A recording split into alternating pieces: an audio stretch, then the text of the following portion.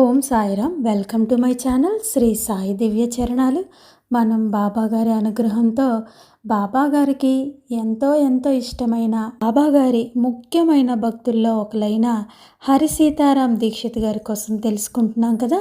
మరికొన్ని విషయాలు ఈ వీడియోలో తెలుసుకుందాం. హరి సీతారాం దీక్షిత్ అలియాస్ కాకా సాహెబ్ దీక్షిత్ ముంబైలో ప్రజా జీవితంలో చాలా చురుకుగా పనిచేస్తూ ఉండే న్యాయవాది. 1909 సంవత్సరంలో ఆయన స్నేహితుడైన నానాసాహెబ్ చందోర్కర్ ఆయనను సాయిబాబాను సందర్శించమని ఒప్పించారు. బాబా చరిత్రలో కాకాసాహెబ్ దీక్షిత్ గారి కోసం తొలినాళ్లలోనే ఆయన గురించి ప్రముఖంగా ప్రస్తావించబడడానికి గల కారణాలు ఏంటంటే, షిరిడీ సాయిబాబా సంస్థాన్ మరియు పురోగతికి దీక్షిత్ గారు చాలా వరకు బాధ్యత వహించారు. ఆయన మరణించే వరకు అంటే జూలై 5, 1926న గౌరవ కార్యదర్శిగా దీక్షిత్ గారు ఈ సంస్థాన్ యొక్క వ్యవహారాలను చాలా సమర్థవంతంగా మరియు ఎంతో భక్తిగా ఉత్సాహంగా నిర్వహించారు. షిరిడీకి పెద్ద సంఖ్యలో ప్రజలను ఆకర్షించి సాయిబాబా పట్ల వారికి అభిమానం మరియు భక్తి ఉత్సాహాన్ని నింపడంలో కూడా దీక్షిత్ గారు బాధ్యత వహించారు. శ్రీ సాయిబాబా సంస్థాన్ యొక్క మరాఠీ మాసపత్రిక అయిన సాయి లీలా మ్యాగజైన్ను కూడా ఆయన జూలై 1926 వరకు చాలా జాగ్రత్తగా చూసుకున్నారు. హెచ్ఎస్ దీక్షిత్ గారు 1864లో ఖాండవాలోని ఉన్నత పదవి మరియు సంపదను అనుభవిస్తూ ఉన్న ఉన్నతమైన కుల నగరి బ్రాహ్మణ తల్లిదండ్రులకు జన్మించారు.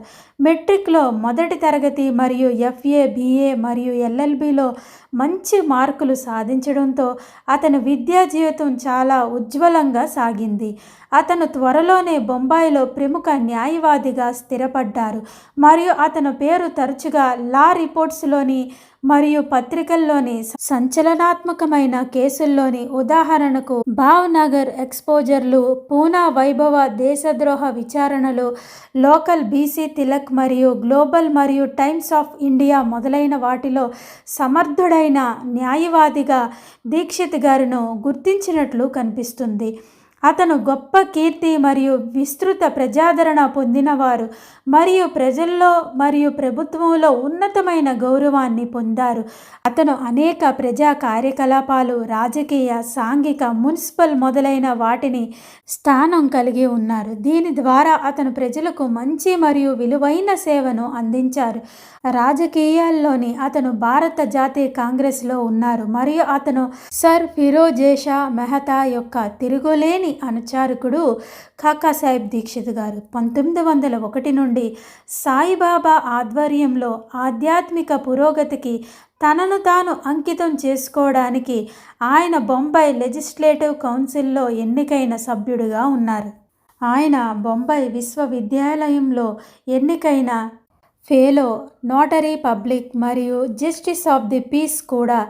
ఆయన తన ధైర్యమైన ప్రసంగాలు మరియు కౌన్సిల్లో చర్యల ద్వారా గొప్ప ఖ్యాతిని పొందారు. ఆయన తన తెలివితేటలు మరియు కఠినమైన పరిశీలన మరియు అధ్యయనంతో కమిటీలోని సేవ చేయడం ద్వారా సంస్థలకు సహాయం చేశారు. దీక్షిత్ గారు 1904 సంవత్సరంలో బొంబాయిలోని భారత జాతీయ కాంగ్రెస్ కార్యదర్శిగా ఉన్నారు. దీనిలో దాదాభాయ్ నౌరోజీ స్వరాజ్యాన్ని సాధించడమే లక్ష్యమని పేర్కొన్నారు.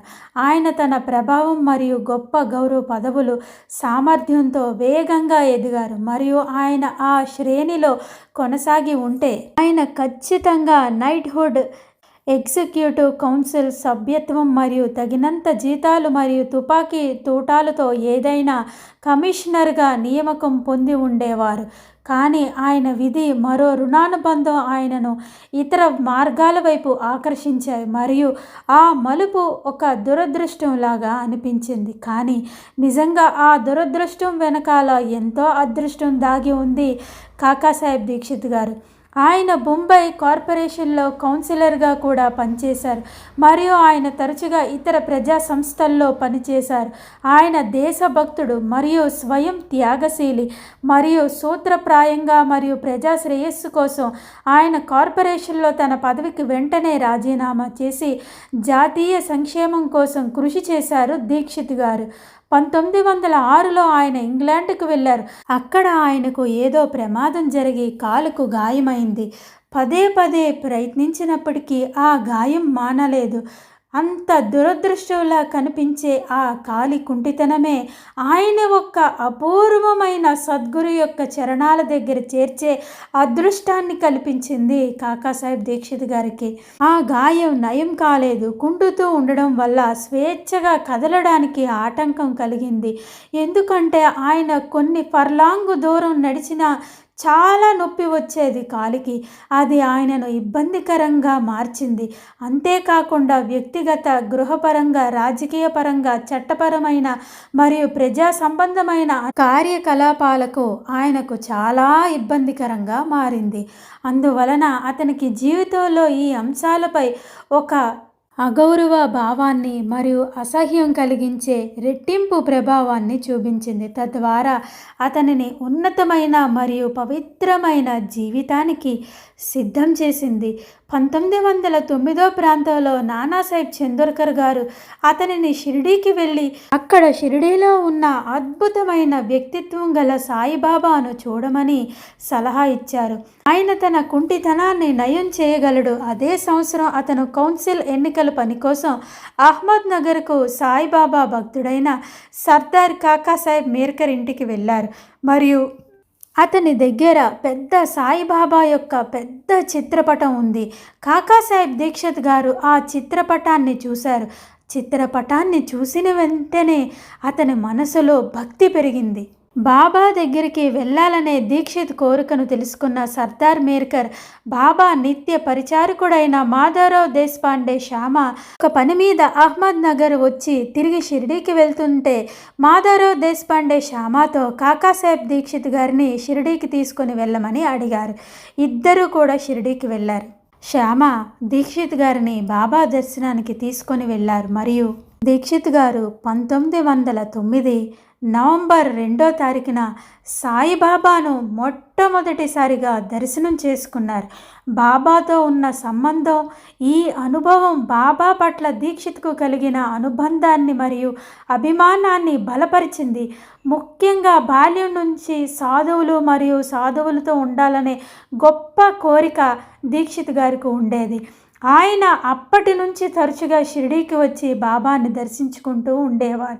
మరియు 1910లో అక్కడ తన సొంత భవనం నిర్మించుకోవాలని నిర్ణయించుకున్నారు. బాబా ఆశీర్వాదం పొందిన తర్వాత, బాబా గారి దగ్గర ఎన్నో అనుభవాలు పొందిన తర్వాత నిరంతరం తన సద్గురు యొక్క ధ్యాసలో, నిరంతరం తన సద్గురు యొక్క నామస్మరణలో, నిరంతరం తన సద్గురు యొక్క రక్షణలో ఉండాలని, షిరిడీలోనే ఒక భవనాన్ని నిర్మించుకోవాలని బాబా అనుమతి, ఆశీర్వాదం పొందిన తర్వాత 1910 డిసెంబర్ 10వ తారీఖున అక్కడ ఒక వాడాను నిర్మించడానికి పునాది రాయి వేయబడింది. తర్వాత దీనిని కాకావాడ లేదా దీక్షిత్ వాడ అని పిలుస్తారు.